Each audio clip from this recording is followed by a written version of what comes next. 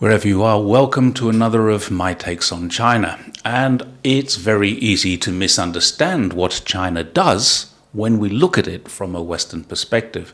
But it's very much easier to understand when we try and see things through the eyes of Chinese people. This is a group of people who in their grandparents' days saw starvation, deprivation of all kinds, poverty, war.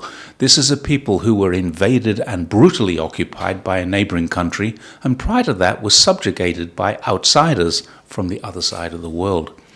Now, I do plan to discuss more about cultural differences in future videos.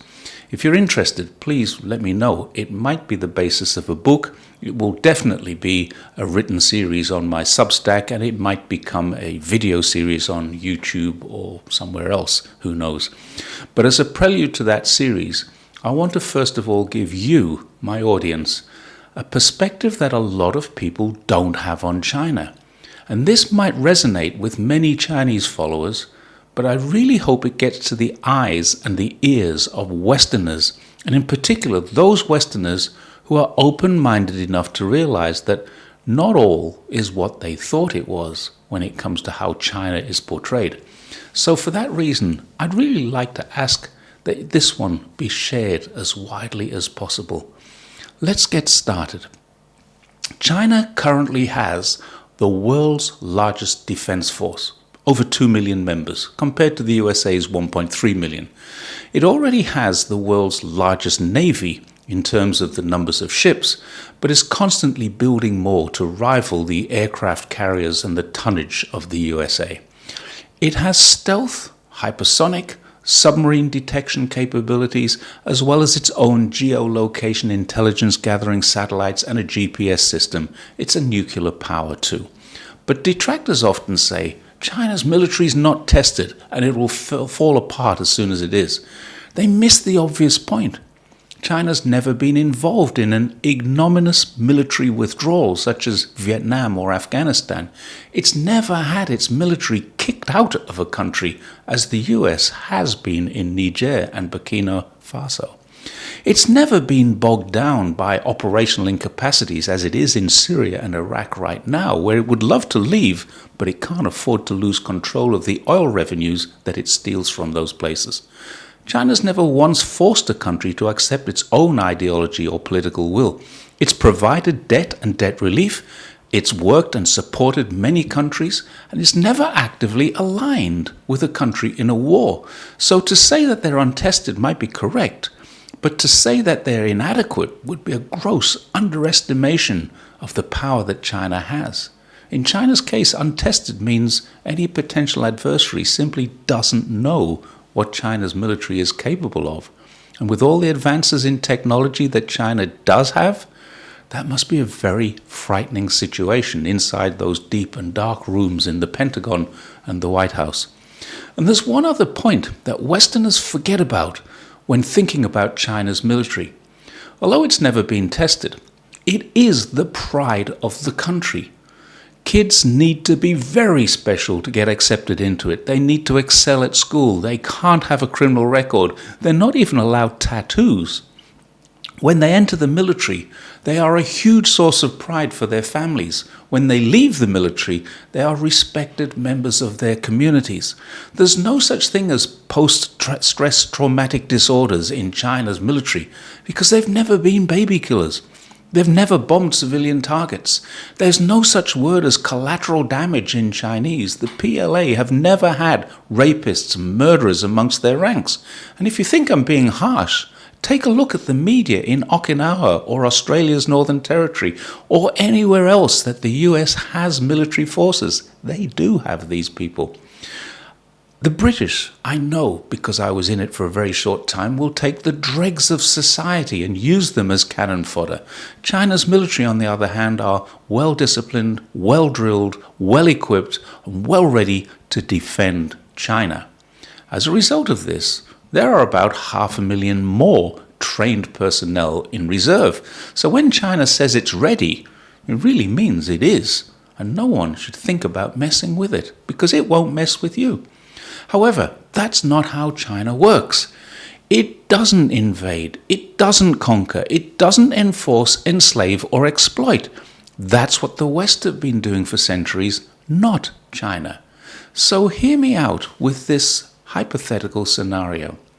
Imagine if Chinese traders, supported by Chinese military, arrived on ships in New York or London and set up as trading entities in parts of several different cities in those countries and declared that only Chinese laws applied, where New Yorkers, Londoners, or any other city China thought was beneficial to their own trade needed to have Chinese-approved paperwork just to enter the city.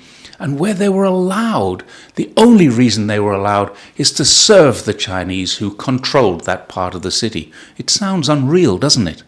This is actually what happened in Guangzhou, Wuhan, Qingdao, Tianjin, and over 40 other cities in China.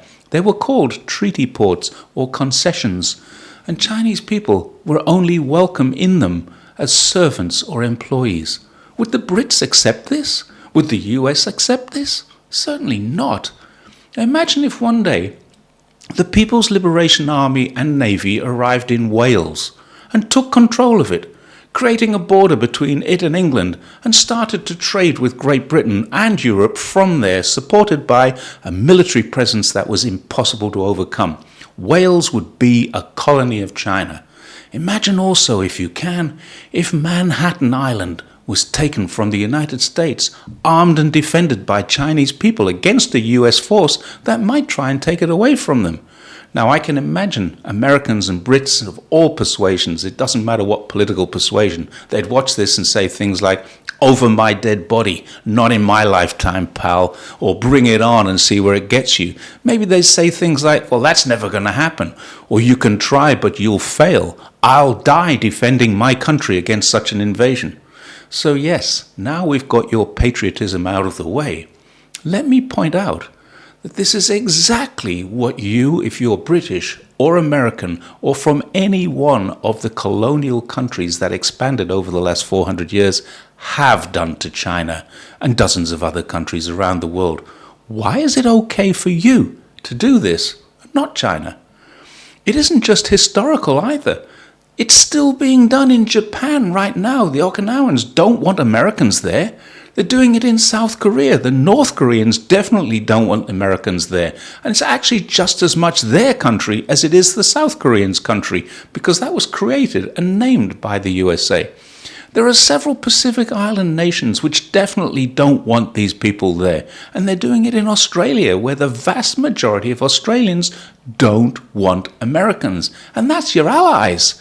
You're doing it in several African countries and some Asian countries. You're doing it in Syria and Iraq, and you want to do it in Iran. And the British are still doing it in the Chagos Islands, a place most Brits couldn't even point to on a map. And what about the Falklands? A small group of islands off the coast of Argentina that Britain fought to reclaim.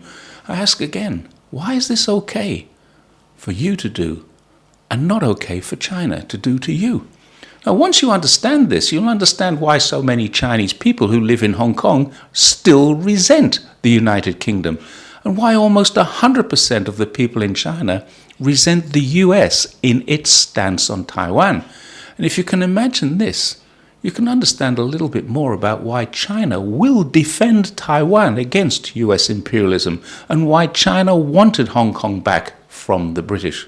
Of course, if you can't imagine this happening, it might be because you believe that you're superior and you have the right to take parts of a country away and enslave or exploit the people who live there. In which case, please don't be surprised if one day that happens to you, your children, or your grandchildren. After all, if it's okay for your generation and past generations to do it, it should be equally as okay for future generations of Chinese people to do it, shouldn't it? Please feel free to prove me wrong. This is a very difficult argument to win. Colonization didn't help the countries that were colonized. It harmed every single one of them. Exploitation has never helped people. Imposition of a religion or an ideology isn't good for Africans or Asians. It never was in the past. It never will be good for them in the future. Now, of course, this is all hypothetical because China isn't planning this. And that's where so many people get China so wrong. They're still looking at China and saying, if I had that powerful an army, I'd use it to expand, exploit, enslave others. You might word it differently, but you'll be enriching yourselves.